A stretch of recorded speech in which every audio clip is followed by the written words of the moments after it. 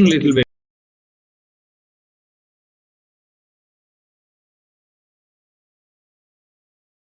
Yeah.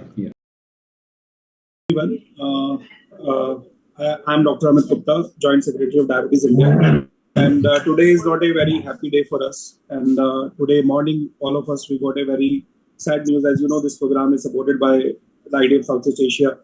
And we got this very shocking news that we lost our sitting president, current president, Dr.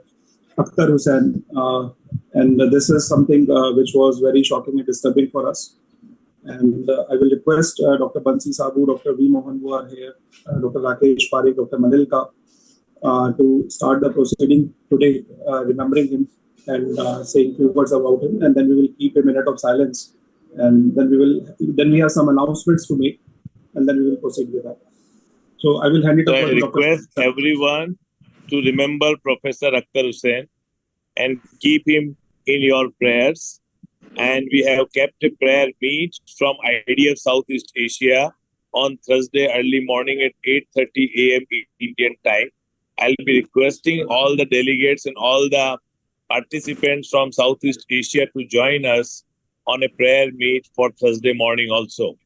Now I request everyone in the participants group as well as in the faculty group for silence for 1 minute and to remember Professor Akar.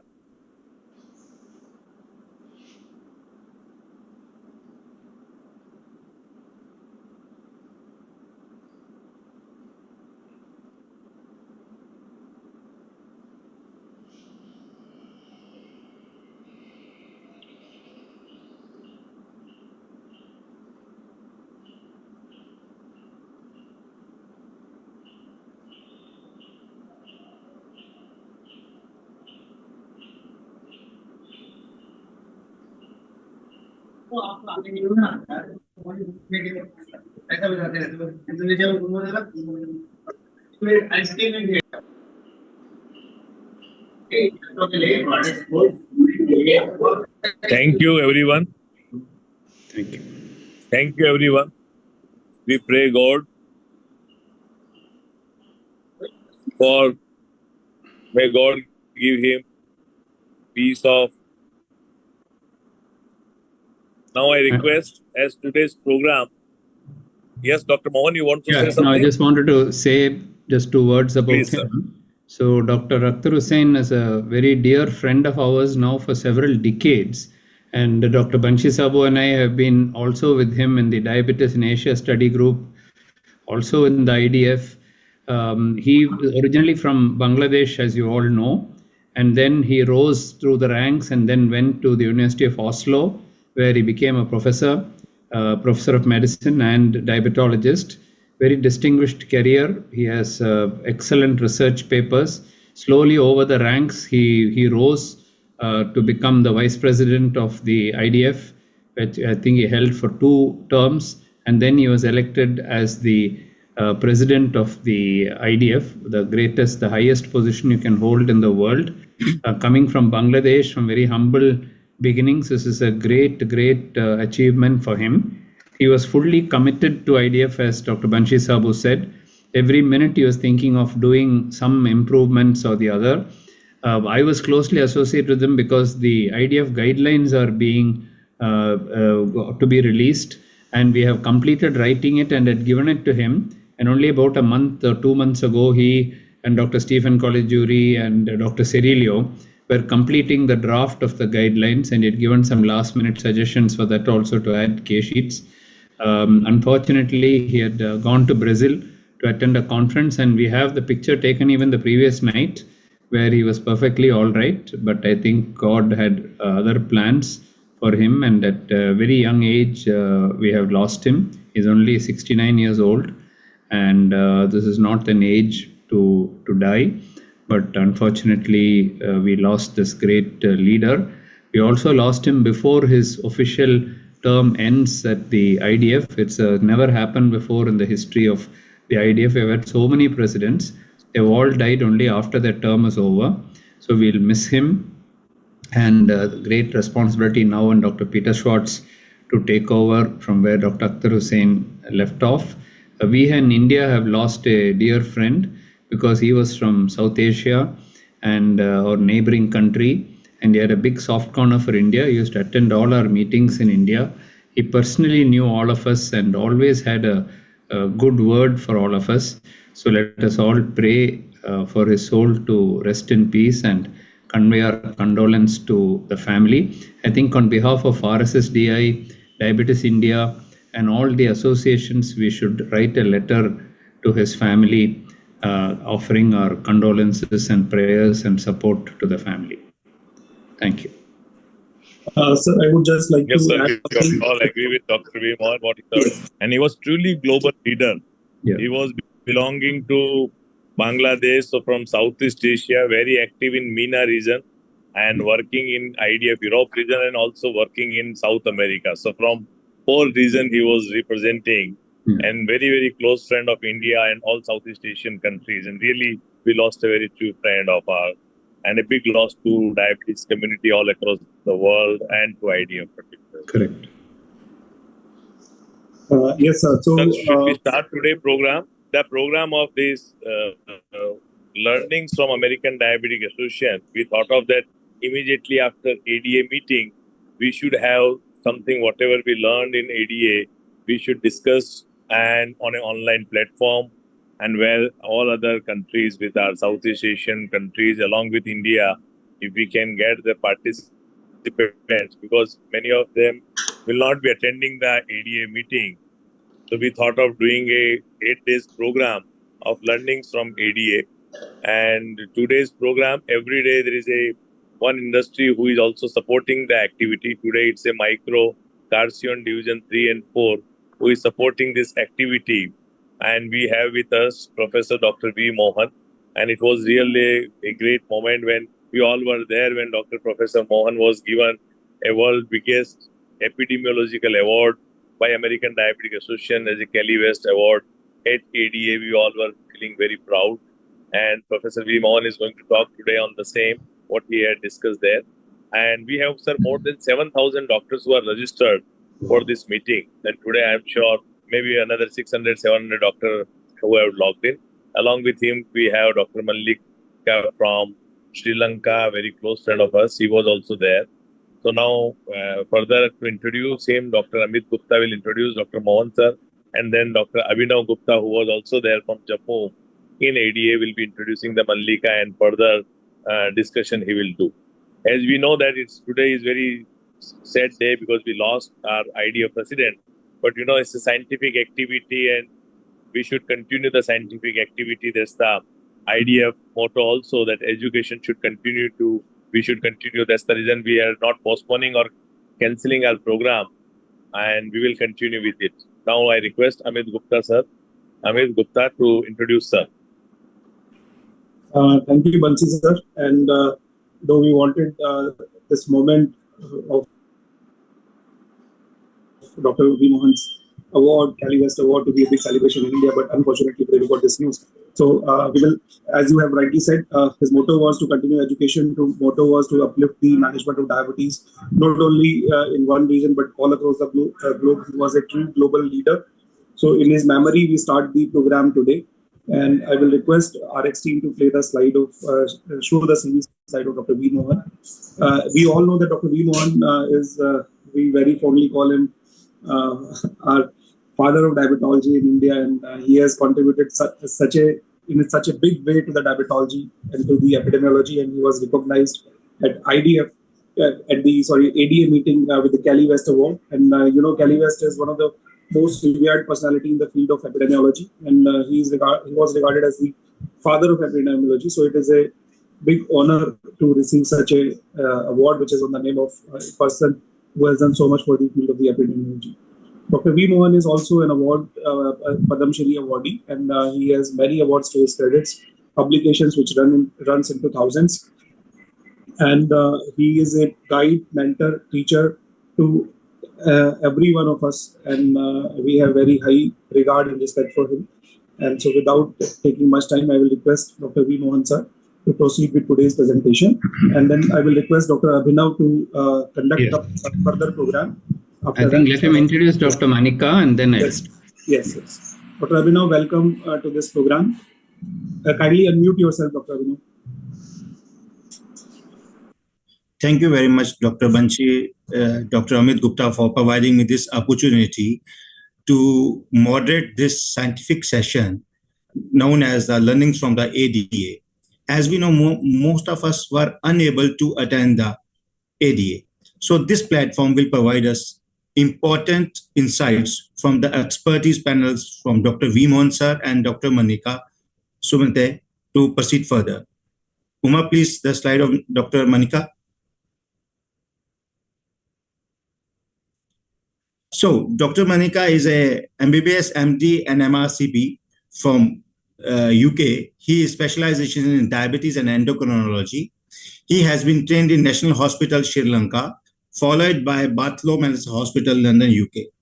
To his credit, he has written so many publications in the peer-reviewed journals, actively involved in the formulation of national and regional guidelines in the field of diabetes and endocrinology. He has been the investigator for numerous drug trials. He has been invited by the Cambridge University Press to write a one-book chapter on endocrine emergencies. I welcome Dr. Manika to this platform, and we hope we will learn from your expertise. Thank you very much for the kind words of introduction. Now I request Dr. V. Mohan, sir, to guide us and tell us about your expertise. Thank you. I'll share my screen first.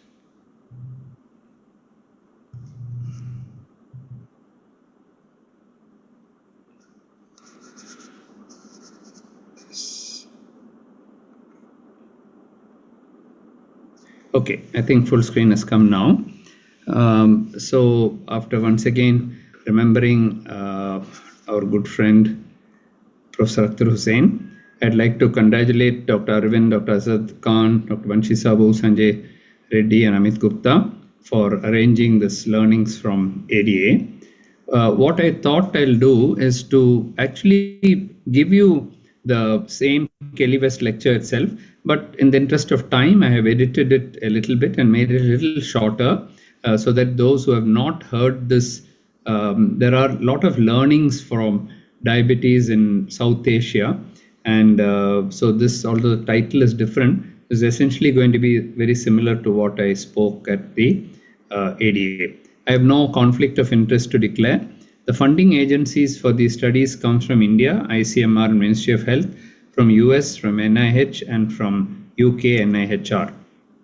So this is the slide with which I started my ADA presentation there. And the story actually starts with the first epidemiological studies in India done in 1972, where the urban India prevalence was around 2% and rural was 1.5%. And these studies were done by Professor M.M.S. Ahuja from All India Institute, and a very similar study done by Professor O.P. Gupta from Ahmedabad. Both are multi-center and the same results they both got. At that time, I had just joined my father. I was 18 years old at the time, and I had joined my late father, Professor Vishwanathan, and started working with him on diabetes when I had joined medical college. And these slides, actually, I was helping him to make at the time. And what my father used to say and what Professor Ahuja used to say was that diabetes in India is low, but migrant Indians, also migrant South Asian, that includes Sri Lankans, Bangladeshis, and so on, when they go to other countries, because at that time, 1972, India was quite poor, and a lot of starvation, we hardly had food in India. We were importing food from US. That was the situation then. But when Indians migrated to other countries, lawyers, doctors, they became affluent, they became rich, they bought cars, they had houses, they had plenty to eat, they put on weight, and diabetes rates went up. Wherever they went in the world, the same phenomenon occurred. Don't go by the actual numbers. See, in US it's shown as 7.6, that was in 1996. So, and these studies are not comparable studies. But compared to what we had in India at that time, 2%, 1%, this is very high rates. These are all in Indians who have gone abroad. So you can see 11%, 13%, 12%, 16% Malaysia, Fiji 11%, 11%. It was not double figures in India. It was single figures They are single digits in India, whereas abroad it is almost always double figures reports which were done. All studies are not comparable, but the message is very clear that diabetes is a migrant Indian phenomenon. So that is the first lesson which I presented at the ADA, saying that up to the year 2000, and I'll come to that in a minute, the migrant South Asians, whether they went from Pakistan, Bangladesh, Sri Lanka, Nepal, India, Sri Lanka, it didn't matter. The migrant population had much higher prevalence rates of diabetes than native South Asians. And the studies we had from other parts of South Asia had very similar figures as India. Now, if you compare that in a little greater granularity, little more detail, you will find that here are Paul Zimmet studies and all other people studies from different countries. This is the prevalence of diabetes in South Asians, predominantly Indians, because when you say South Asia has a population of 2 billion, of which 1.45 billion is from India. So 70% of South Asia is India only. And all the other countries put together is only 30%. So therefore, mostly this also will contain 70% Indians, but all others are also included under South Asians. If you look at each column, you compare Paul Zimmet's in South Asians with the Melanesian, 3.5% and 12%. There's no comparison at all. Again, if you compare with the white population in some studies, 1%, 7%, 7%, 26%, 5%, 11%. And even look at Chinese and Malays, if you look at Singapore, 7%, 8%, whereas Indians had 16%, 14%. So compared to any other population studied, the South Asians seem to have much higher prevalence rates of diabetes. And if you ask me why is that so, we have a few clues, but after 40, 50 years, we're still struggling with this enigma as to why these South Asians are more prone. Same thing happens in GDM. If you look at GDM prevalence rates, highest in South Asians, and despite not having obesity. I'll come back to that. So the second lesson that I'd like to impart is that South Asians have higher prevalence of type 2 diabetes, including other Asians. If you compare with Japanese, Chinese, Koreans, you compare with others also, white Europeans, blacks, whites, whoever you compare with, we have the highest prevalence rates, except some isolated populations like Pima Indian. Pima Indian are only a few thousand people in the world.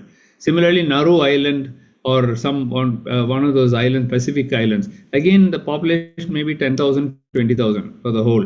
There you may have very high rates because they're small inbred thing. But in major countries, if you take, South Asians have the highest. And I'll show you, our rates are now equal to Pima Indians and the Nauru population. I'll come back to that later. But meanwhile, what is happening is in South Asia also development started occurring. And in 1991, India was almost bankrupt. And at that time, India's economy, we had to open up. Until then, we are not allowing foreign investment to come. We are trying to promote only our own industry and so on. But we had to open up in 1991. The moment that happened, suddenly the economy boomed and liberalization, globalization occurred. But when the economy boomed, obesity rates also went up because people are now buying cars and scooters and walking has come down and they're eating more now, no more starvation. India has enough food for itself. So with that, obesity rates started going up, type 2 diabetes rates started going up. What is the proof that we have for this? Look at this table. Now, here are the first studies I mentioned, 2%, 4%, 5%, 3 different studies in 3 different parts of India. The line I've drawn is 1991, when the economy opened up. After that, you see it's all double digits. It's not single digits at all. Steadily going up, 11, 12, 14, 15, 19, 22, 25. After 2015, we have got INDIAB study, but these are all cities actually, okay? Chennai, Ernakulam, Delhi, and all these places. So in the urban areas, it's gone above 25%. Now 25% is in those above 20 years of age. And if you take 50 years of age or above, in cities, Delhi, Mumbai, Bangalore, Chennai, and so on, Kolkata and so on, it is now exceeding probably 30% at age 50, it is 50% now. 50% of half the population has diabetes by the time they each reach the age of 50. And you can add another 35% of pre-diabetes. So almost 80-85% of the population by the time they reach age 50 in our population already has either diabetes or pre-diabetes. Such rates have never been reported in any other ethnic group in the world. Now, if you look at rural, they're not far behind also. Of course, rural has always been, they're thinner, they still have more physical activity, they're poorer, and so they're a little less. But you can see already they're also reaching 16% and so on. And in some states, like Kerala, already the rural has started overtaking the urban. So it's only a question of time before rural also increases. Now, when in India these rates have gone so high, we thought it's time to revisit that hypothesis that it's a migrant Indian phenomenon or migrant South Asian phenomenon. So what we did was we compared the prevalence rates of diabetes in Chennai city, representative sample, with San Francisco and also Chicago, two areas where a lot of Indians lived. So we studied the Indians there. Now, in those studies, they have only above 40 years. They don't study below 40 years in US. So we also compared our 40 year and above with them. As you can see, the red line here, the Chennai rates of diabetes are much higher than either in Chicago or in San Francisco, in the Bay Area and San Francisco. So that shows that it's no longer a migrant Indian phenomenon. That theory has changed now. And why is this so? Why is it higher now here than there? These are probably due to socioeconomic differences. And in the same paper, when you correct it for socioeconomic status, it becomes equal. But even equal is something very significant because it was much lower earlier. Now, even if it becomes equal, that itself is a big thing. And if you don't do socioeconomic correction, actually we are higher. Because when the Indians go abroad or Sri Lankans go abroad or somebody else, the South Asia goes abroad, they're usually educated, they're doctors, they can look after their health, they're well-to-do, they buy fruits, they buy vegetables, they cut down on the carbohydrate, they take more protein, they do physical activity, they do all the right things because they are educated people. Whereas when you take whole of India, we have not reached that level of, only the cream de la cream grows there. So we are not actually comparing equals with equals. So if you take the high income group here, probably it will be the same as there. But now the poorer people are also started putting on weight and so on. So the moral of the story is that in 40 years, the clock has come full circle and diabetes rates in native urban South Asians is now higher than migrant. Then only we can conclude truly about India. And what she predicted, and she was right actually, she predicted there'll be huge differences within India, which we are not talking about because you're studying same Chennai, same Delhi every time.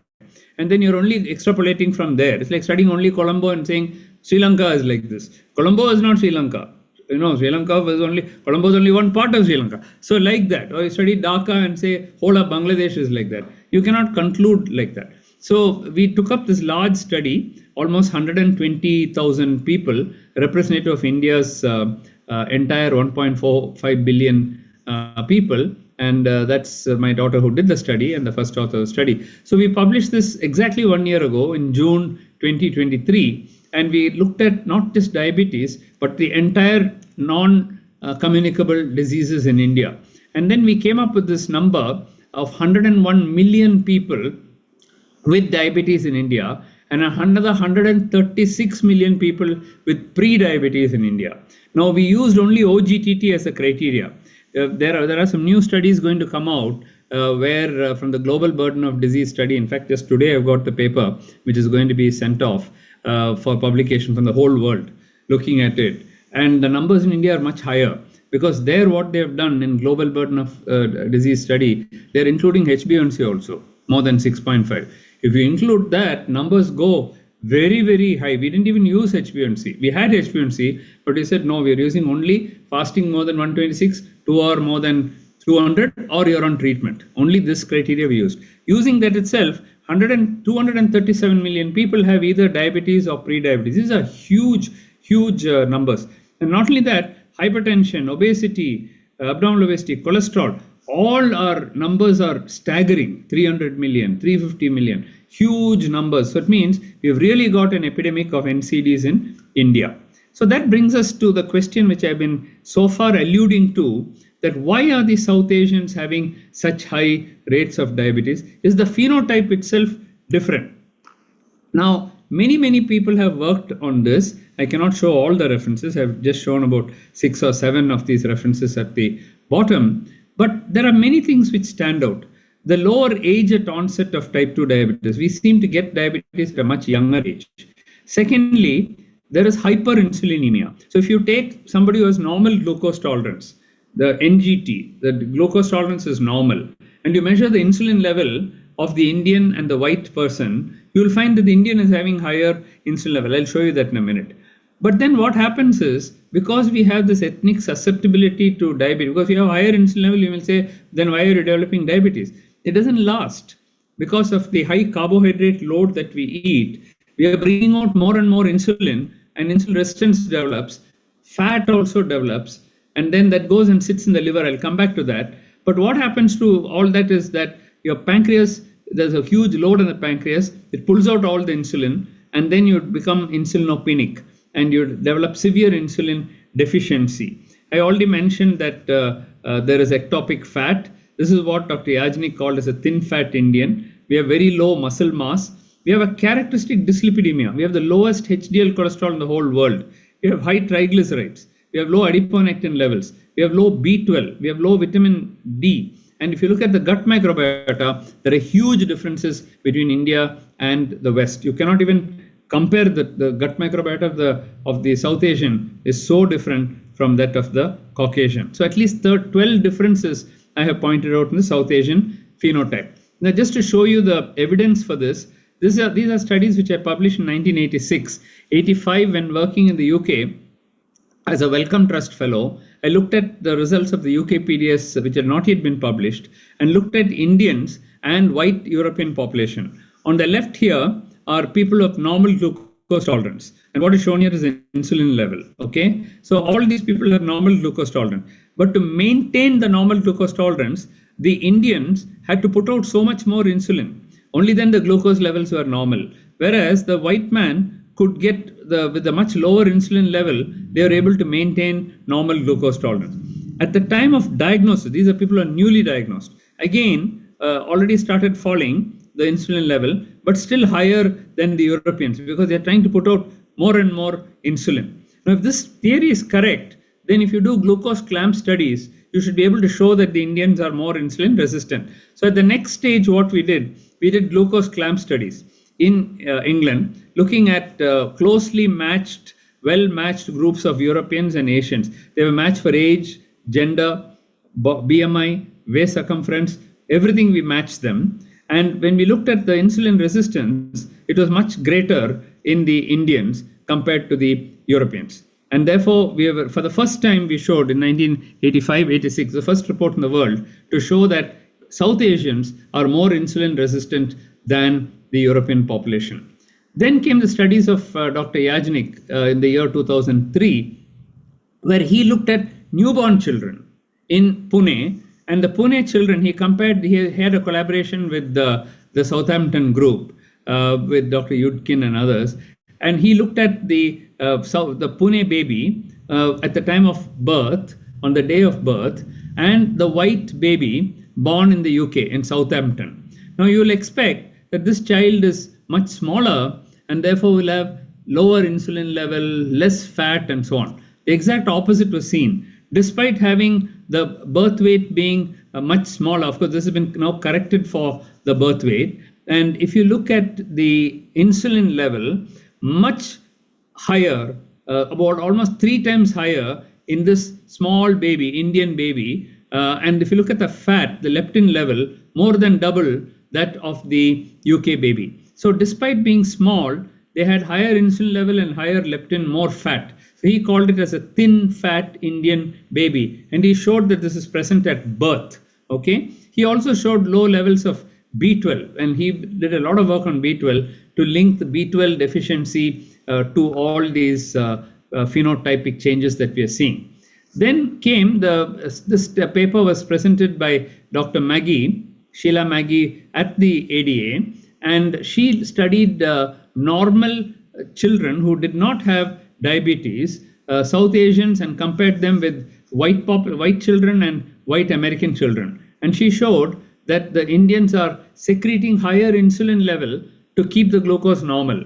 And when she did the insulin sensitivity studies, HOMA studies, she found that they're more insulin resistant. So what I showed in adults, Yajnik showed at birth, and now we have data that in childhood also it is starting. And this is driven more by visceral fat and deep subcutaneous fat. When you have insulin resistance, then what happens is more fat builds up, and this fat then gets deposited in the abdomen, and then it goes into the liver. So the liver seems to be the target now, and this is a beautiful study where a systematic review and meta-analysis was done comparing South Asians and white population, studying intra-abdominal fat, subcutaneous fat, visceral fat, liver fat, and which is more in the South Asians. And this is a recent study where they showed that if you put all the studies together, there is ectopic fat in the South Asians, but this is mainly inside the liver. So again and again, it's coming that the liver seems to be the problem, where that's why we have so much of NAFLD in our and MASLD in our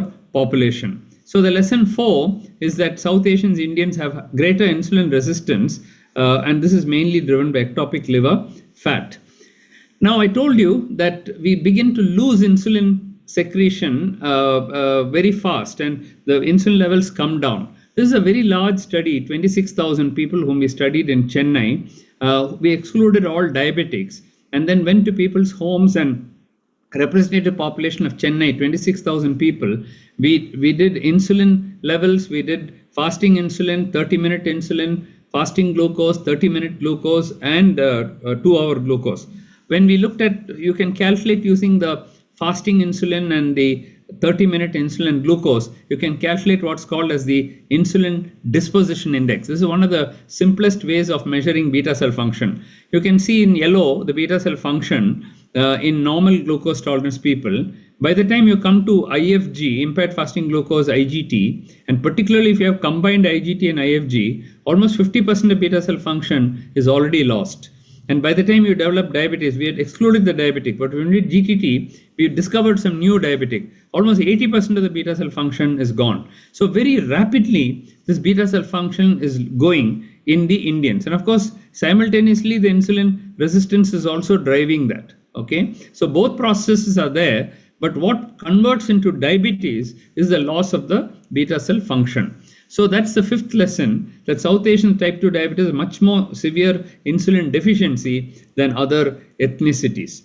Now in 2018, you know that Leaf Group and Emma Alquist looked at Swedish population, and they described subtypes of type 2 diabetes. They described a severe insulin deficient type and a severe insulin resistant type, then a mild obesity related diabetes, MOD, and a MARD, mild age related diabetes. So when they described that, we wanted to see whether the same thing is there in South Asians. We use the same criteria as them. We could not replicate it. Naturally, we are thinner, we are younger, we have all the differences from the type 2 diabetes seen in Europe, and we have it at a much younger age group. So when we tried to replicate it in this study, we found we could not replicate it. They could replicate part of it, the first one, the severe insulin deficient diabetes, and the last one, the mild age-related diabetes. These were similar to what was described in Scandinavia. But we had another insulin-resistant obese diabetic, which is very different from the insulin-resistant that they described. And then we described this new form called as the combined insulin-resistant and deficient diabetes. And I would like all those of you who are from South Asia, from Sri Lanka, and from Bangladesh, and because in Pakistan and Bangladesh, in Europe, from UK, they've already confirmed the existence of this. But I'd like you to check for this in Sri Lanka and other countries as well. So this is a very special form which is seen only in South Asians, and they have the lowest HDL and the highest triglyceride among all the groups. And as you can see, if you put both together, 40% have insulin deficiency. So lesson number 6 is that there are subtypes of diabetes in South Asians, with insulin deficiency being prominent. And then we have this new variety called as the CIRDD, or the combined insulin resistant and deficient diabetes. Now we come to, what about pre-diabetes? Are there any differences between pre-diabetes in South Asians compared to white Europeans? This is the largest study on pre-diabetes ever reported. It's a global prevalence study reported in 2023 by Mary Rooney and colleagues. And they compiled the entire data in the world on pre-diabetes. And they divided it for the first time into impaired fasting glucose and impaired glucose tolerance. They wanted to see how it is in different regions of the world. Very interestingly, Northern Europe and Southern Europe, North America and South America, that is those of white European ancestry, had the highest prevalence of IGT, impaired glucose tolerance. But look at Southeast Asia, they had the lowest prevalence of IGT. So they're the exact opposite of the white population. What about IFG? Again, exact opposite. The Southeast Asians have the highest prevalence of IFG. They have the lowest prevalence of IGT and the highest prevalence of IFG. The white population has much lower. So it looks as if in the Europeans, IGT is more common, and in the Southeast Asia and South Asia, IFG is more common. We also replicated this in the Indian population in the whole country in India, and we showed the same thing, that the prevalence of IFG was 10%, whereas prevalence of IGT is only 3%. So 3 times higher IFG compared to IGT. So this is the lesson number 7, that IFG is more common than IGT. You may ask, why do you bother about it? Do they behave differently with respect to diabetes prevention? Yes, they do, and that's why it is important. Now, if you look at the 4 major studies on prevention in the world, the Diabetes Prevention Program, DPP, in US, the DPS in Finland, the Daching study in China, and the Indian Diabetes Prevention Program done by my brother-in-law, Dr. Ramchandran, from Chennai in India, all the 4 had included only IGT. They studied only IGT people, because same what DPP did, everybody did the same. They took people with IGT and tried diet, exercise, weight loss, and all that, and they found that it worked quite well. So they were able to prevent diabetes. So the message which came out was very easy to prevent diabetes, because they had studied only IGT. We realized that, why have they left out IFG? So we said, let's do a study called DCLIP, where we include both IGT as well as IFG and see what happens. The moment we did that, there were 3 other studies: the Kerala DPP study, the study by Melanie Davis in UK, and a study from Japan. 4 studies now have included IFG and IGT and compared the prevention.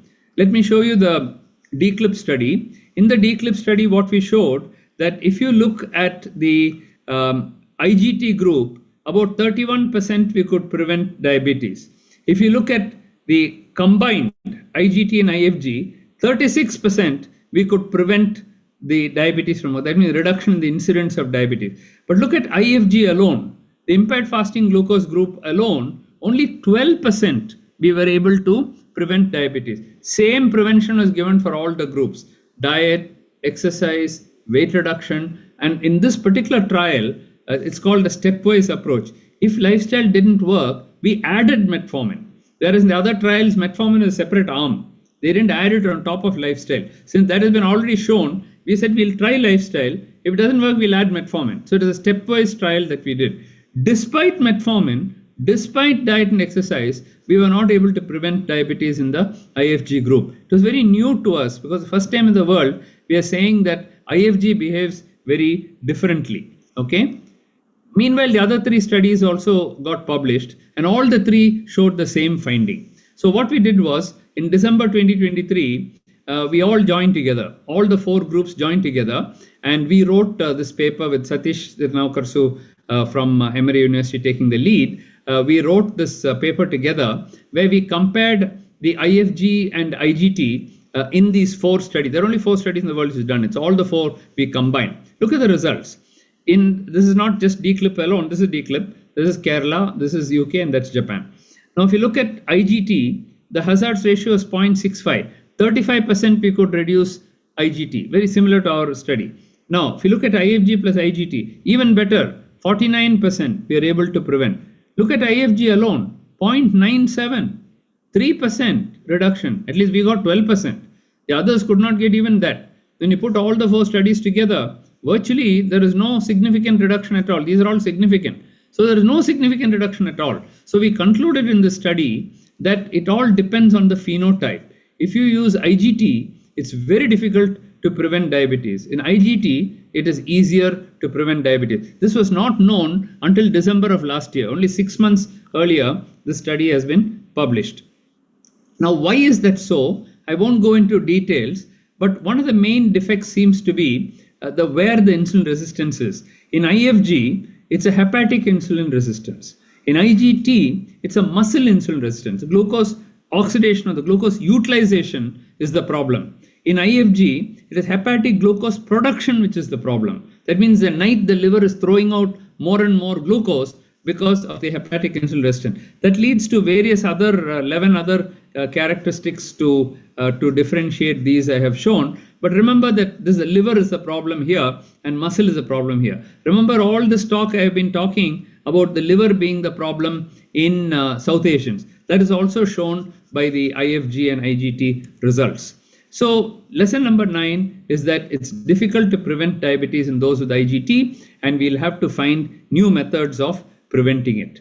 Now coming to the last part, which is the South Asian phenotype? There's no doubt about the South Asian phenotype. Everybody accepts it now. Is it due to genetic factors or is it due to environmental factors? We asked this genetic question because Yajnik showed it at birth.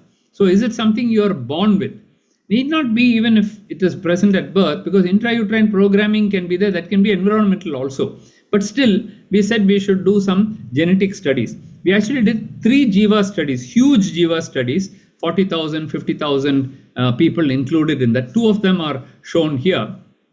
And the first one, which we published in Nature Genetics, where we had collaborators from, I think from Sri Lanka also, Pakistan, Bangladesh, from Malaysia, Singapore, India, everywhere included, all the South Asians included. We found 6 genes which are associated with type 2 diabetes only in South Asians, not in Chinese, not in Koreans, not in Japanese, not in white population, not in any other population, not in Malay population, nobody, only in Indians. Okay, but the problem is these are very small effects. These are not huge effects. This doesn't explain the entire diabetes increase. Yeah, I told you in 40, 50 years, diabetes went from 2% to 25%. That cannot be explained by these 6 small genes which are working. We also identified one, this is a second Jivas that we did, entirely done in India by Dwaipan Bharadwaj and Nikhil Tan and others, and we are also part of it, where we found one more gene, TMEM gene, again a very small effect. Then we did a study, a third one, Jivas, in Punjabi Sikhs population, and Sangera was the first author. And there we found that again the one more gene was there. So we are finding small genes, but this is not explaining the epidemic of diabetes in India. So it only says that probably some genetic predisposition is there. Okay. To take it to the next level, we started doing what is called as a partitioned polygenic risk score. Now this is much more refined genetics, because you can look at how much of the genes are contributing to insulin resistance, how much is contributing to insulin to beta cell dysfunction. And this was done with our UK collaborators, Muniza, Siddiqui, and all of us joined together to publish this paper in Diabetologia about a year and a half ago. And what we found was that the genes in blue is shown the partition score in the white European population, and in pink is shown the South Asians. So you can see the South Asians and the Europeans are getting separated out. Just like I told you, the gut microbiota separates out. The genetic differences are coming, which is also shown on the left-hand side. And this directly relates to beta cell function. So we seem to have some genetic defect, which is programmed to produce beta cell dysfunction in our population. What about environmental factors? Certainly environmental factors play a role, because I told you from 1991, when the economic development occurred, suddenly the diabetes rates went up. That's because lifestyle completely changed. On the left side is the old kind of lifestyle which used to follow 1950s, 60s. But now the modern lifestyle, there is very little exercise. Now people are on cell phones all the time. They're eating junk foods. They're putting on weight. They're working to American timings. These are all call centers. People are working, and then they eat all these junk foods, high in sugar, high in carbohydrate. So we are able to identify at least 3 factors: excess carbohydrate, decreased physical activity, and a new one which is coming, which is air pollution. We looked at in detail dietary factors, These are studies published about 10-15 years ago, where we looked at Chennai and looked at the carbohydrate consumption and looked at diabetes. And we were divided the carbohydrate consumption, mostly from rice, into 4 quartiles, quartile 1, 2, 3, 4. And you can see as the carbohydrate goes up, as the glycemic load goes up, as the glycemic index goes up, diabetes goes up 4 times. That means if the prevalence is 8% here, it is 32% there, in the 4th quartile, okay? And when you have more fiber, it's actually going down, okay? So the more fiber you eat, you have less diabetes. More junk food and high glycemic index and more carbs you eat, more diabetes. But this is a cross-sectional study. If you want to really prove this hypothesis, you have to do a longitudinal study of some 15-20 years, follow people who did not have diabetes, who later developed type 2 diabetes, incident diabetes, and see whether the same theory holds true. We did that in the PURE study. The PURE study, which we took the lead in this particular study, we looked at white rice consumption across the world and looked at its association with diabetes. Very interesting papers, because a prospective study on 132,000 people in 21 countries and 5 continents followed for 15 years. The same people we followed for 15 years. And what we showed in South Asia was that the higher consumption of white rice is associated with increased risk of incident diabetes. They did not have diabetes.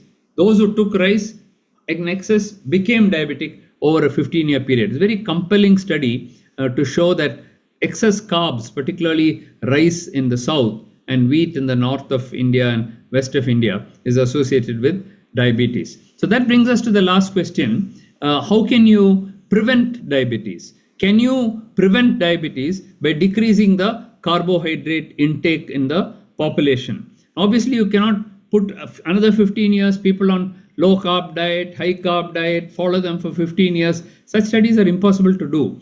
So what we did was we said, let's do mathematical. We got the whole in-diet data, dietary data, normals, pre-diabetic, diabetic. Using that, we used a mathematician, Dr. Srinivasan, and then we did, let's do statistical modeling, mathematical modeling. How much carbs you have to reduce?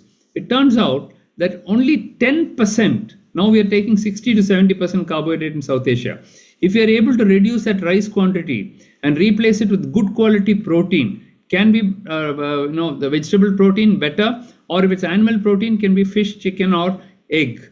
Better to avoid red meat. If you're just able to replace 10% of the carbs with the protein, keep the fat same but take more of MUFA and PUFA, monounsaturated fat and polyunsaturated fat, and increase the fiber intake, we should be able to prevent diabetes in more than 50% of people. Okay, and in those of early pre-diabetes, probably remission of diabetes can also occur. My last slide, I just want to talk that there are new factors which are emerging. This is something we published last year, where we looked at New Delhi, and you can see Delhi how it is, how polluted it is in this picture, and here also. Okay, so when you have such kind of pollution, what happens is the particle PM 2.5 thing goes up, the values go up, and this produces what is called as endocrine disruption. So this produces insulin resistance as well as damage to the pancreas. And we are able to show that new onset diabetes is directly linked to this PM 2.5 exposure. This is one of the first studies in South Asia to show a direct correlation between pollution, both indoor as well as outdoor pollution, with type 2 diabetes. That means we wrote then an editorial saying it's a new cause of type 2 diabetes.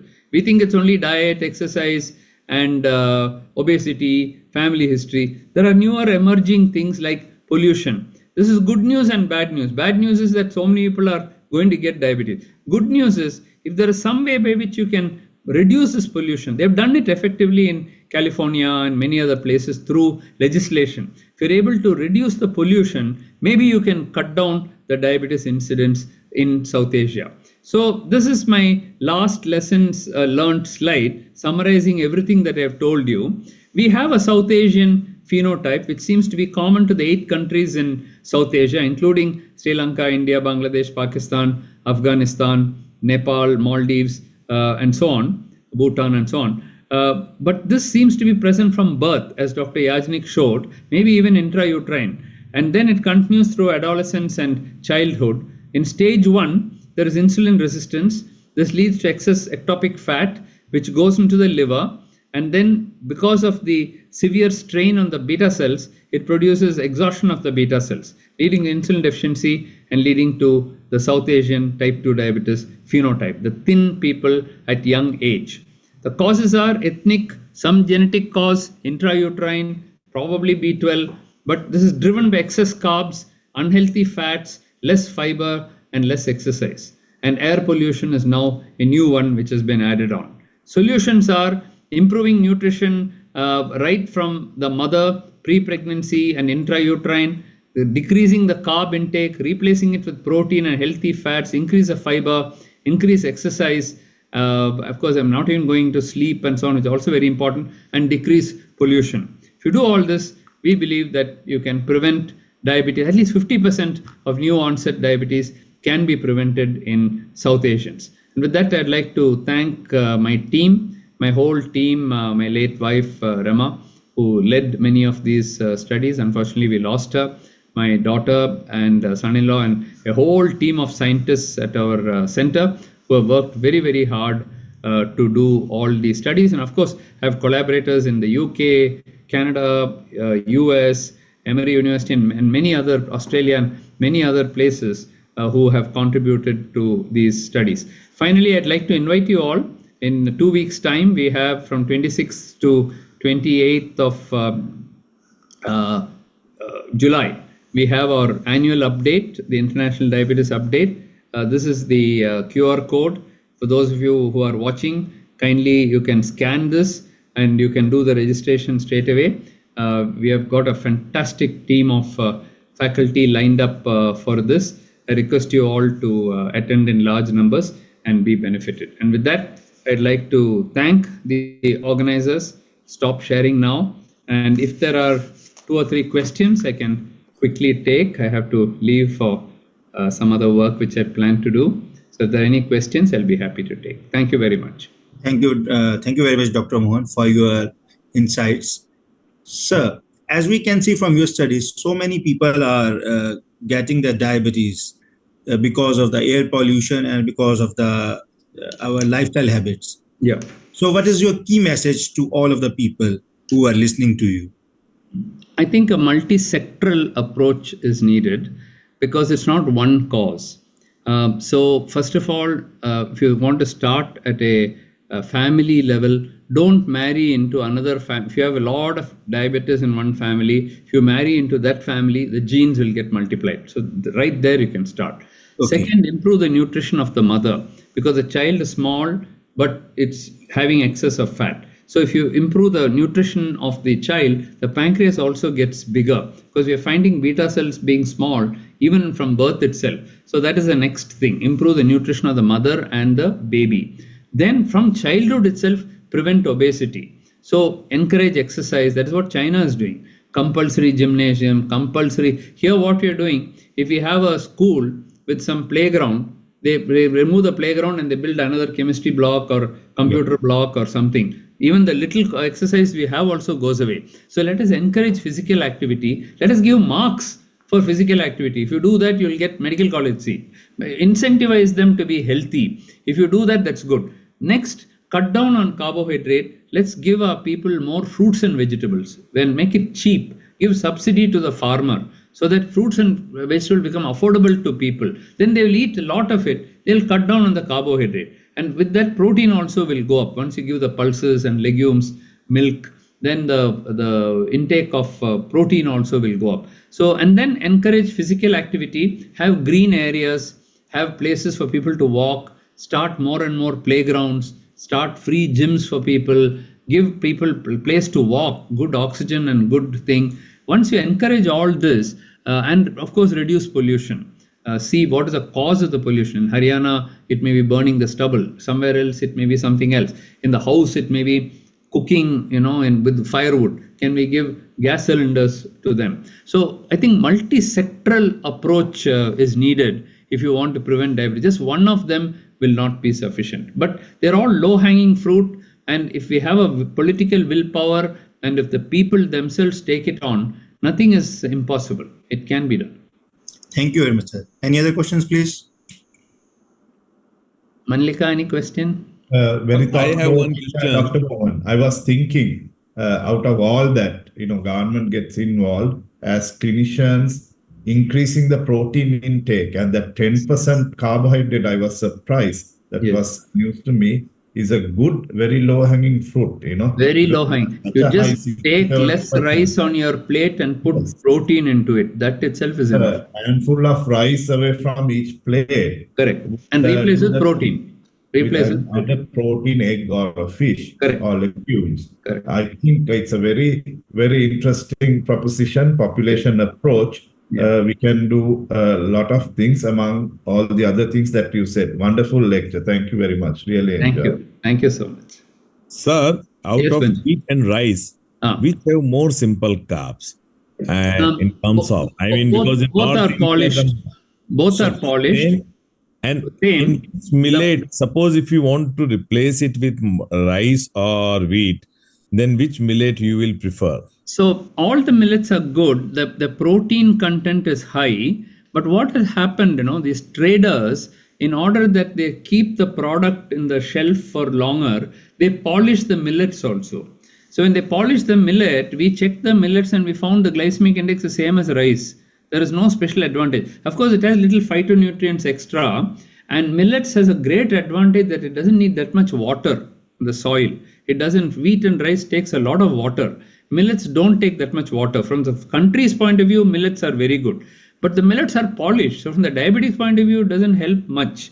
So my thing is, don't change from wheat to rice, rice to wheat, millet to this one. Don't do all that. Just cut down the quantity, and as Dr. Malika was saying, just replace it with protein. That is enough. If you like chapati, you take chapati. If you like rice, you take rice. Eat less of it. In the plate, you put less. Fill up with more vegetables, more protein. That is enough. Simple formula. Otherwise, you get deprived. Those who want rice, I cannot eat rice, I cannot eat rice, I can only eat chapati. Psychologically, they'll eat more because they're depressed, so they'll eat more, And if you tell somebody in west and north of India, no, you all take rice only, don't take wheat, then they will also get depressed, So let them eat what they want. Tell them eat little less and substitute with something else. Fill up your stomach with vegetables and other healthy stuff. That's all. Simple. Sir, requesting you to join day after tomorrow. I sent you already. I'll join. Send it to me. Malika same. Abhinav now requesting you to introduce Dr. Malika. Yeah. Thank you. Thank you, sir. So Dr. Manika, we have already just introduced Dr. Manika. So Yes. I will request Dr. Manika to share the slides and start the sessions, please. Yes. Yes.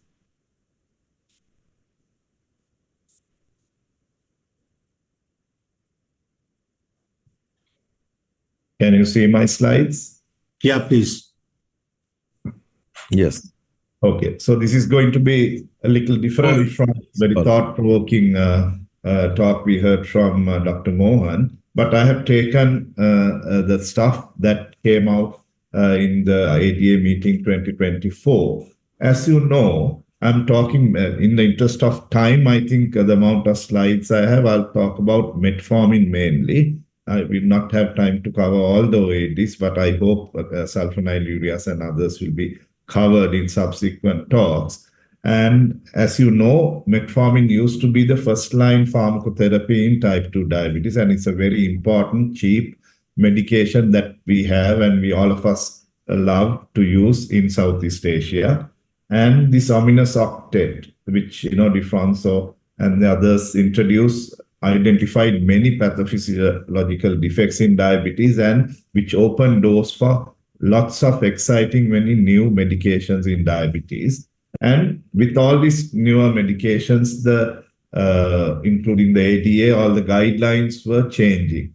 When we were students, it used to be diet, exercise, metformin, then sulfonylureas, that sort of a guideline used to be there, but things were all changing. By 2022, lifestyle modification, and then metformin may be used or could be used, that importance was reduced, and subsequently it sort of lost that first line treatment option, especially in the western part of the world, but not in our part of the world. And the guidelines which you are familiar with, and metformin is still there, but has lost its place in the overall management, I would say, comparatively to a decade back.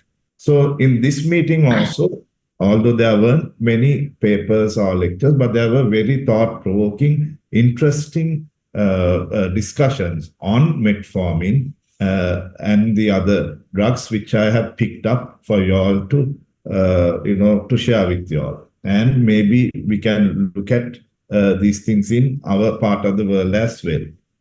I think Dr. Mohan alluded to this, and we don't have a good correlation with these new clusters or the newer types of diabetes that Alpis and the group has explained.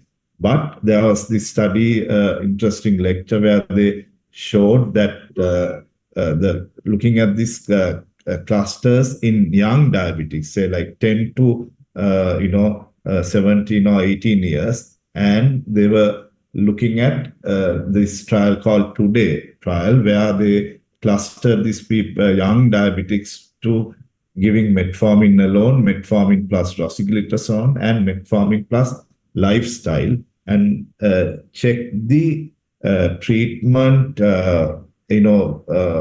whether there is what is the percentage of treatment failure in each group.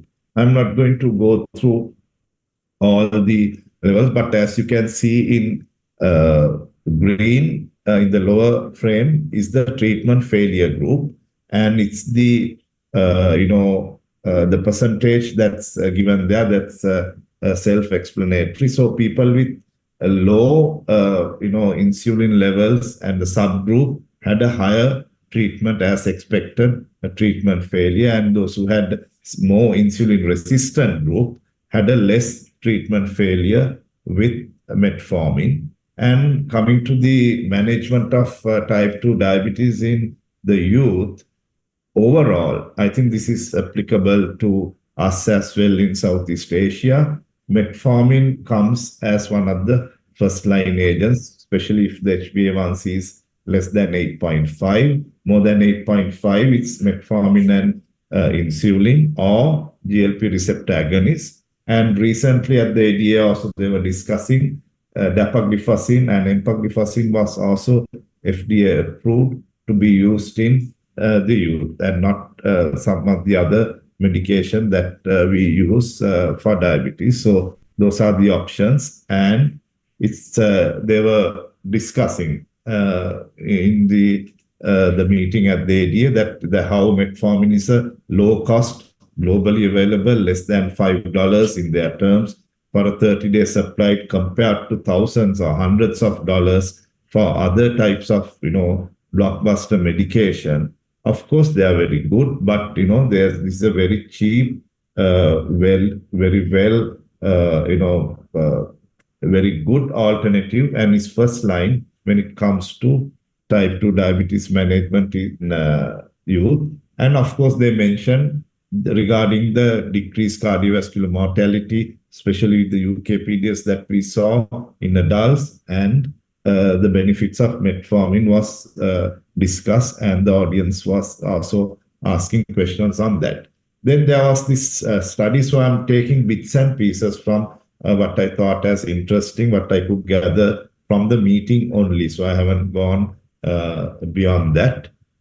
So the population pharmacokinetic application in the kids, in this group of young diabetic population, they have done this study to look at the metformin pharmacokinetics, or the availability in the youth. And this is the demographics that's shown there. Mean age is around 15 years, and a mixture of race, ethnicities were shown. And all participants had obesity and normal kidney glomerular functions, and different doses of metformin, 500 once daily, upwards up to 2000 daily, 1000 BD and 2000 daily. Different doses were tried, and they looked at the pharmacokinetics. An interesting outcome that they explained was the metformin clearance rates were in a statistically significant manner was increase in the obese young diabetics. So this is something new which I thought I sort of picked up and may be of interest to us as well. So when we are treating our young and obese children, we have to think about it. So they came to the clinical implications of this finding as given in this slide here. Youth with type 2 diabetes have suboptimal metformin exposures. They are recommending, they were saying that some parts of the states and the FDA, they would recommend about, a maximum of 1,000 to 1,500 milligrams, but they were saying that the higher doses also would be recommended for obese children. And this Dr. Srinivasan and the group is doing a study with higher doses of metformin than the FDA labeled doses that they are used to. And in summary, this particular talk, they were saying obesity is associated with increased metformin clearance and reduced drug exposure in youth with type 2 diabetes. Higher metformin doses are needed to achieve comparable drug exposure to adults. So the levels that you see in adults, the young obese kids will need a higher dose. And this may partially explain the suboptimal metformin response in youth compared to adults, which they showed in some other slides. So they are going to look at up to 2 grams of metformin in even children as young as 12, 13 years to see how they do and look at the side effects as well. So that's the take-home message from this particular talk and the study they were looking. So the main thing I notice, and I look for all the lectures and try to attend all of them, and the main symposium on metformin was on metformin in pregnancy. I think this is very thought-provoking. Early stages, mainly animal studies in primates, sheep and monkeys. But let's go through this. 4 speakers who did a wonderful job and something new for all of us, and think about what we can do in our part of the world also, maybe some translational research looking at these factors. So they were looking at potential fetal programming peril with maternal metformin use. The MIG trials, MIG tofu, MIT. So all of us are using metformin in pregnancy, sometimes even in the first trimester. So we have to be a little bit cautious according to these findings. So let's see. So they were explaining how it's inherently insulin resistant state and how the differences are between the non-pregnant and the normal pregnant and the non-pregnant people. The effect of giving glucose and the insulin levels all were varied and exaggerated. And of course, you all know the effect of human placental lactogen and how the insulin resistance will change in pregnancy. So this speaker said there is question whether there could be unclear maternal benefit with potential fetal harm, in her opinion.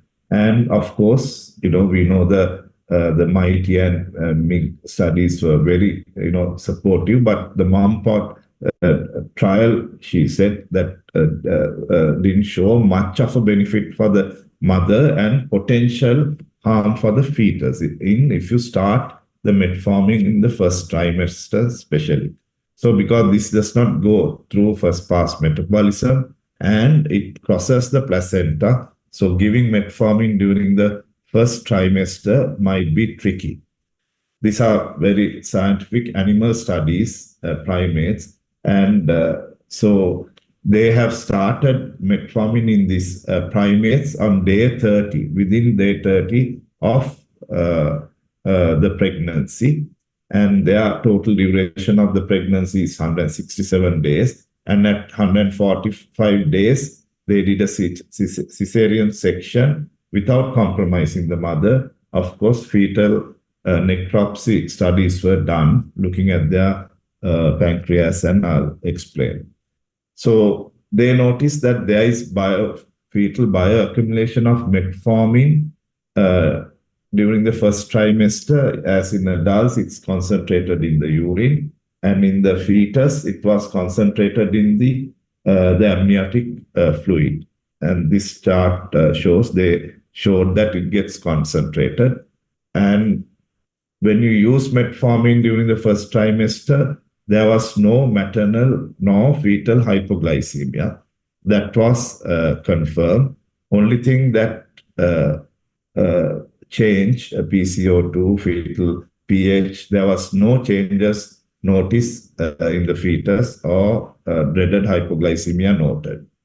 But they of course, found that there is restricted fetal growth, even with a Western style, 36%, above 36% fat diet, which was given to one group of monkeys. They found there is, even with that diet, there was, lower adipose tissue and growth restriction in the fetus. So this is the sticky point that they were talking about, and the danger for the offspring that we have to be sort of mindful and look out for in our population as well, those who are treated with metformin, especially during the first trimester. But other factors, the kidney, brain development, BPD, all that,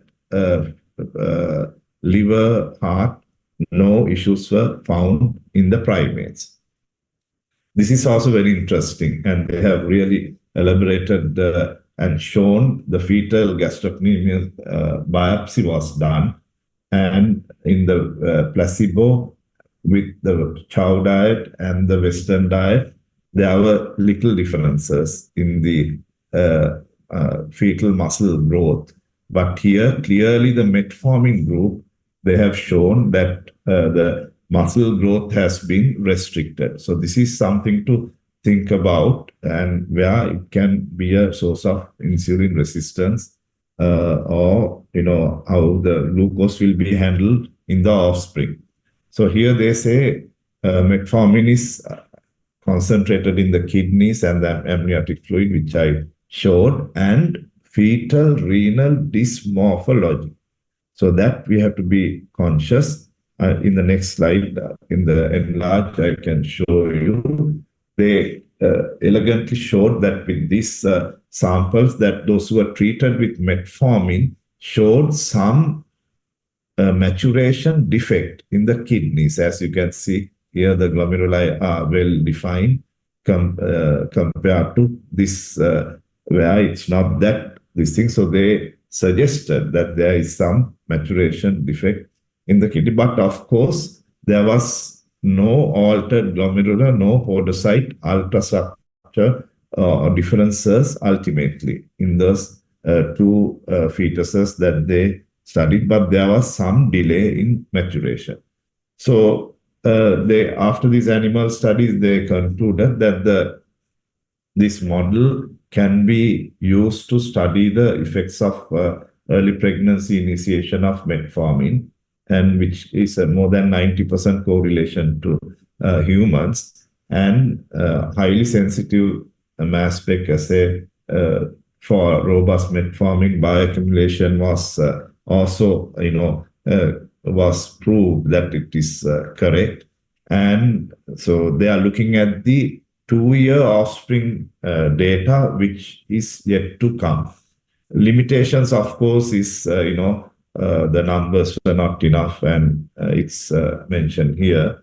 The claims relating to offspring insulin resistance and obesity from the current cohort cannot be made and would be premature. So people were asking them, even the Mighty Tofu study showed a little bit of insulin resistance, increased central fat, and later in life obesity in the children followed up, I think, up to about 9 years in that study. So they were replicating that in the fetuses also.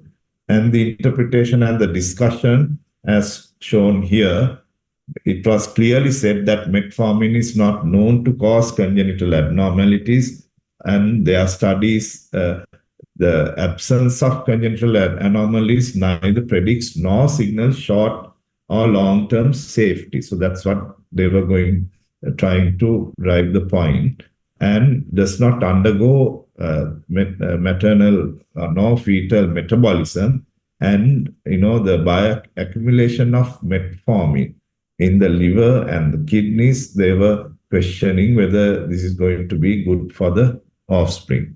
Then worsening insulin resistance during pregnancy was noted in their studies, but the better recovery postpartum for the mother was also explained. So the interpretation of potential insight into rather heterogeneous results arising from secondary analysis of several large clinical trials, I mean, they were not very clear. This cannot be applied directly. They said more studies are needed, but they sort of trying to show us that there might be a problem with first trimester metformin. So they here summarize saying that fetal bioaccumulation of metformin associated fetal growth restriction in the viscera and skeletal muscle especially, and significant renal dysmorphology of following initiation within 30 days of conception could be problematic for the offspring. So this lady was doing in sheep, mainly sheep studies, and looking at the fetal liver and the effect of it with metformin. So again, they were predicting, looking at a nutrient restrictive phenotype was noted in the offspring, the fetus, decreased birth weight, and increased childhood metabolic disease. I'm not going to, in the interest of time, go through all the technical details, but it can be seen in the slide here. So even people who were, the mothers who were fed with a Western style of diet, which means high calorie, high fat diet, still the offspring was smaller or growth restricted when they were born in the metformin group compared to the placebo.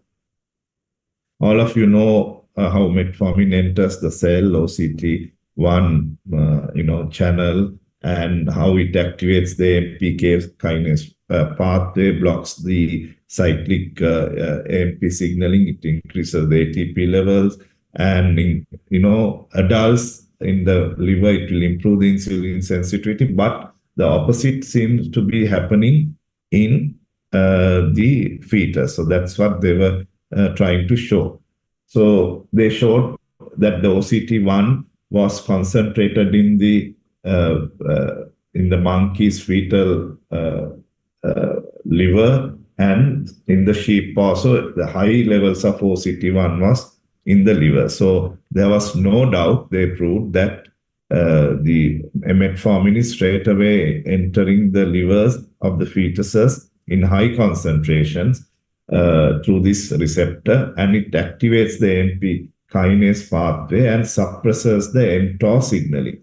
That was clearly shown with this study there.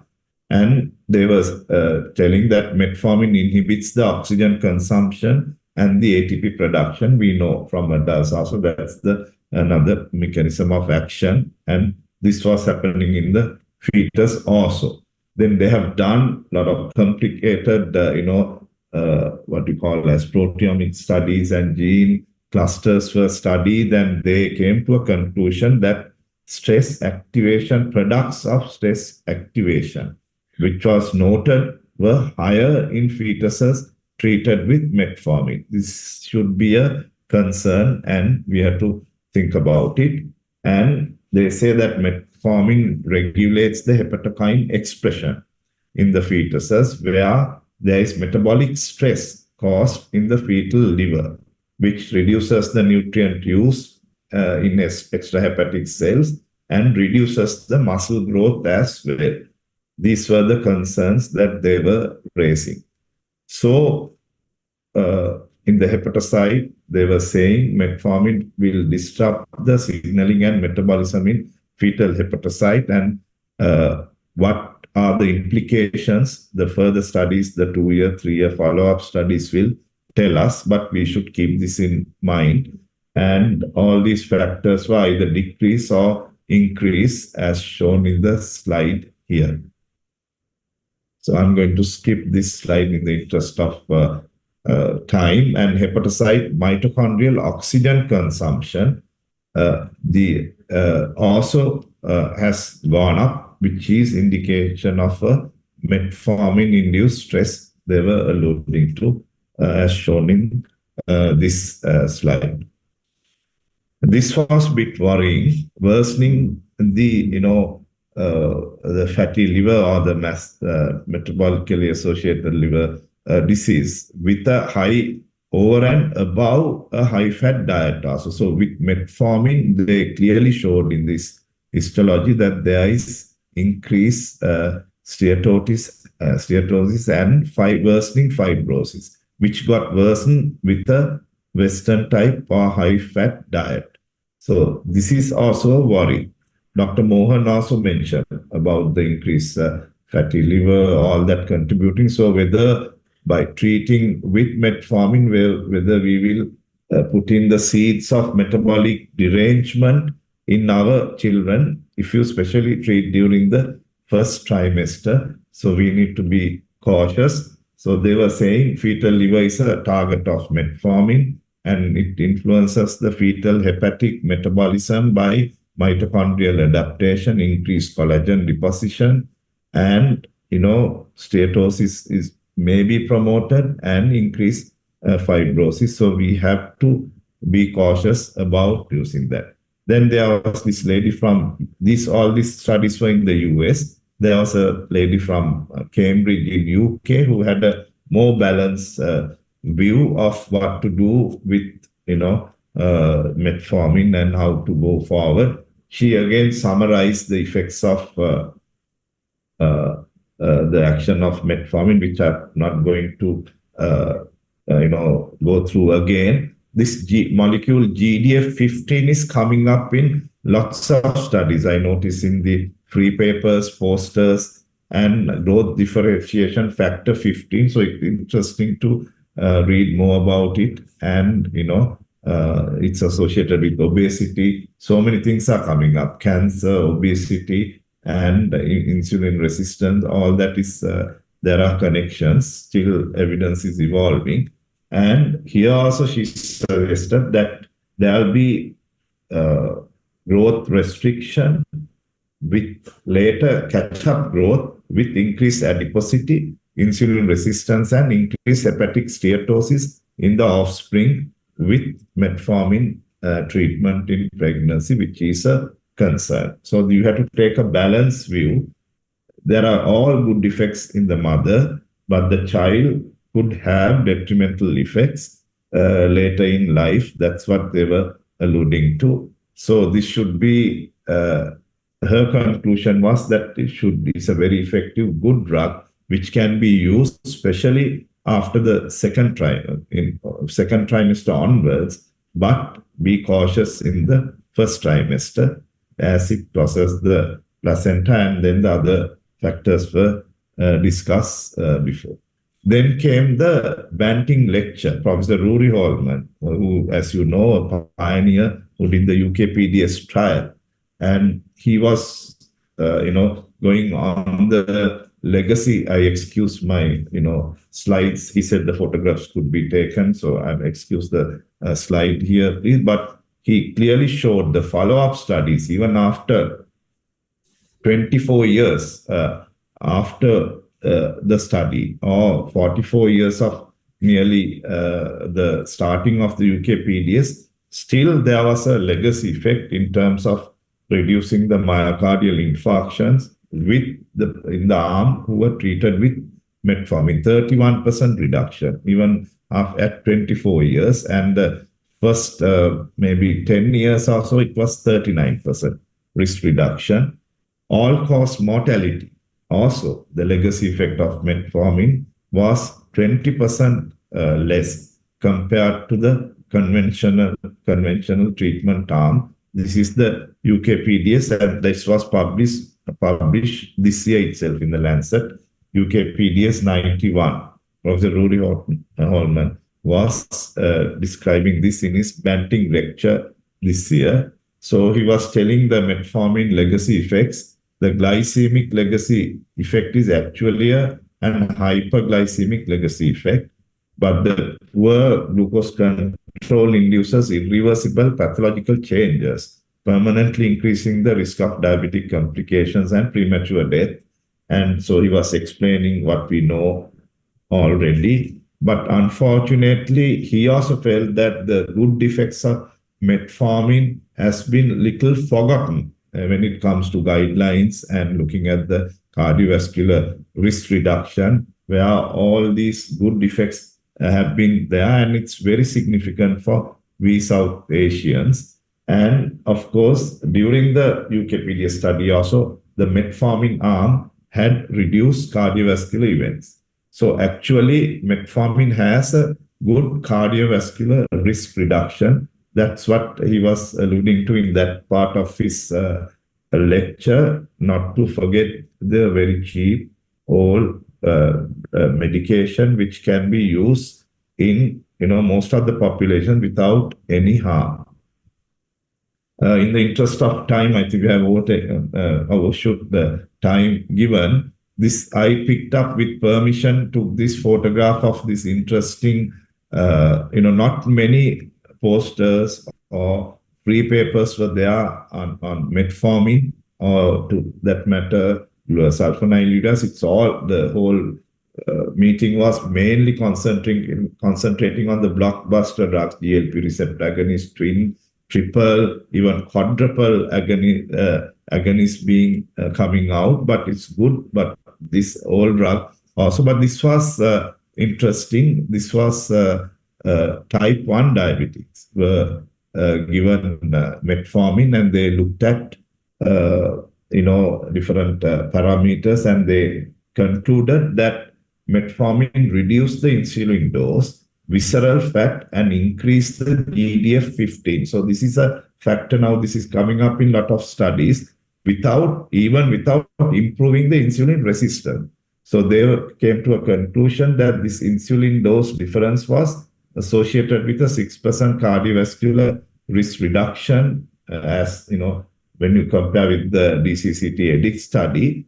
And that implicates that metformin action in type 1 was over and above the insulin resistant or independent of changing in the insulin resistance. So, I mean, these are way forward for us to think. All of us clinically also type 1 obese patients, we use diabetes. So please look out for this intimate study. I thought it was the most interesting poster at the ADA on metformin. So metformin is, I think, bit down, but not out. It's a wonderful drug which is having so many new vistas, even going in for anti-cancer and anti-aging. So we, in South Asia, we should concentrate on more on this molecule and think about, especially in pregnancy, think about some translational studies and following up children of mothers who were treated with metformin to look out for these things that were suggested in the animal study. So in the interest of time, I think I'll end my talk here. Thank you very much. Thank you, Dr. Manika. Uma, can we have the slides, please? Thereafter, we will start the panel discussion. Yes, sir. I will stop sharing here. Can I ask the tech team to please play the video?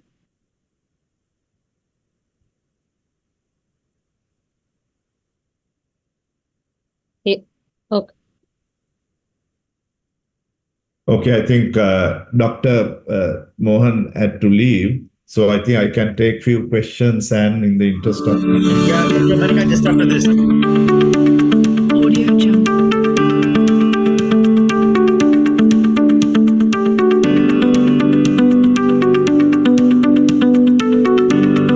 Audio Jungle.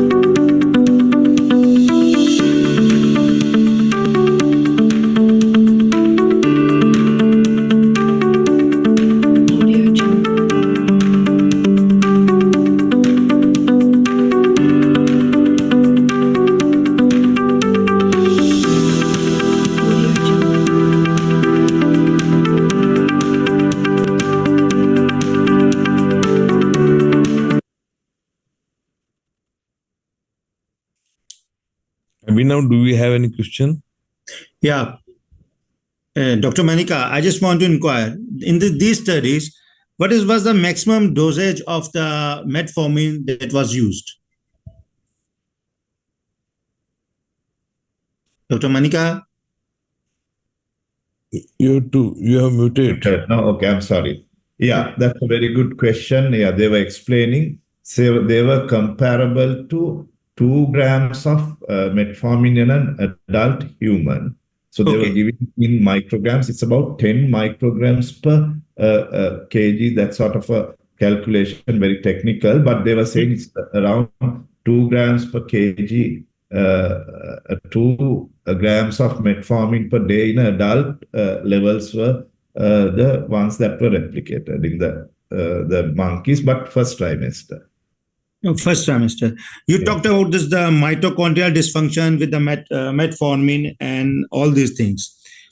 How you look for a new drug that is imiglimine as far as mitochondrial dysfunction is concerned? Yeah, so that is actually now imiglimine. I didn't have time to put it. I saw a couple of papers from India. Actually, I was happy to see that Dr. Sabu, I forget his name.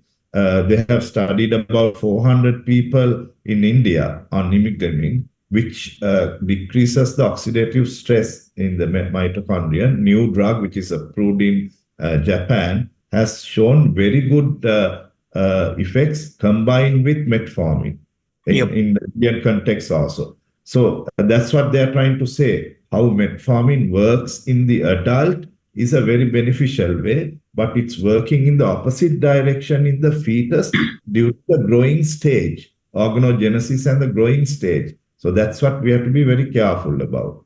It's the opposite effect of the that you see in adults, what they showed in those animal studies. You must have seen one of my papers was also in the ADA. That was the effect of glycemic enhancement with imiglimine. I also presented one poster paper there. Was it your paper? Yes. Yeah. So congratulations. That's why I said yeah. So in my study, I have also found that when combined with metformin, imiglimine gives wonderful results. Yes. So thank you very much, Dr. Manika. Any other questions, please? Now, may I request Dr. Amit for the vote of thanks? Mallika, I will request you to join, and I have shared for the prayer meet for Dr. Yes, I will share with the Diabetes Association also. I will share with them and I will join. Yes, sure, please. Dr. Banshi, you want to give the vote of thanks? Oh, yes, definitely. But before that, Uma, I mean, yes, sir. Or any industry supporting partner. Sir, yes, sir. We have one more video to be played. I'll ask the tech team to and please. Then I will give thanks to everyone. Yes. ICAN, your new continuous glucose monitoring system for all people with diabetes. Easy to apply and comfortable to wear. Real-time glucose monitoring, continuous 3-minute connectivity. Every time I can.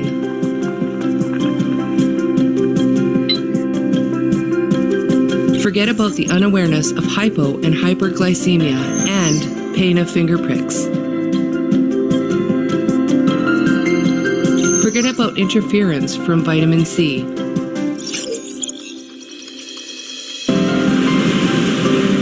Forget about worries about water when you're bathing or even surfing. ICAN is water resistant to 8 feet for 2 hours. ICAN has a 15-day wear life. With ICAN CGM app, you can check your blood glucose anytime and anywhere. With ICAN Reach app, you can share your data with loved ones. ICAN makes managing diabetes easier so that you can enjoy activities of daily living effortlessly. Set your own alerts for low and high glucose levels. No worries, even at bedtime.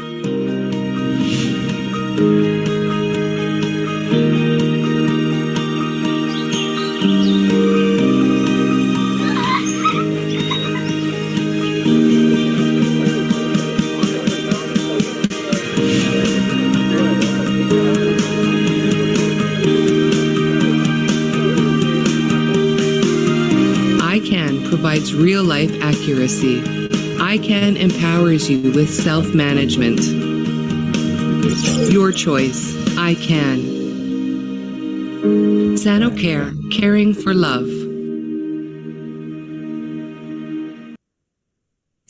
First of all, I would like to thank both the speakers, Dr. V. Mohan and Dr. Mallika, and our today's program chair and moderator, Dr. Abhinav Gupta from India and Mallika from Sri Lanka. And I'm sure everyone knows Dr. V. Mohan also.